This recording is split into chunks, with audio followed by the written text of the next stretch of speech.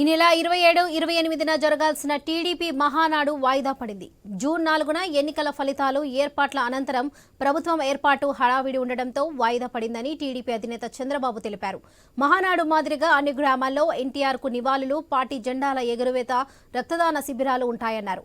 అయితే త్వరలోనే మహానాడు నిర్వహణ తేదీలు వెల్లడిస్తామని చంద్రబాబు తెలిపారు. ఇదే విషయంపై మరింత సమాచారం మా ప్రతినిధి హరీష్ అందిస్తారు. హరీష్, చెప్పండి.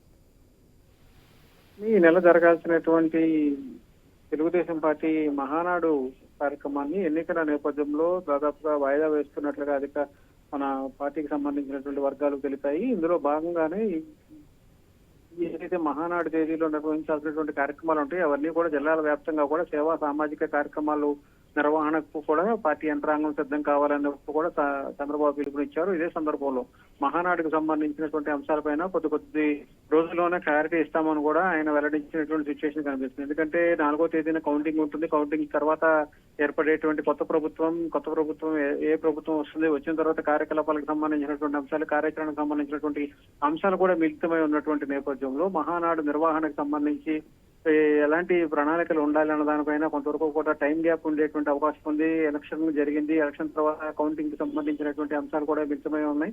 సో వీటన్నిటినీ కూడా కాలం సమాధానం వచ్చిన తర్వాత, ఫలితాలు వచ్చిన తర్వాత పార్టీకి సంబంధించినటువంటి కార్యాచరణ, భవిష్యత్ కార్యాచరణ, ప్రభుత్వం ఏర్పాటు అయితే కనుక ఎలాంటి వ్యూహాలు ఉంటాయి, ఎలాంటి కార్యాచరణ ఉంటాయి అన్న దానిపైన కూడా చర్చించాల్సినటువంటి సిచ్యువేషన్ ఉంటుంది. కాబట్టి ఇప్పటి వరకు అయితే మహానాడుని ప్రస్తుతం వాయిదా వేయాలని భావించారు. ఫలితాల తర్వాత రిజల్ట్స్ ఎలా ఉంటాయి, కార్యాచరణ ఎలా ఉంటుంది అనే మీద కూడా క్లారిటీ వస్తుందని చెప్పి కూడా ఆయన వెల్లడించారు. వరలక్ష్మి.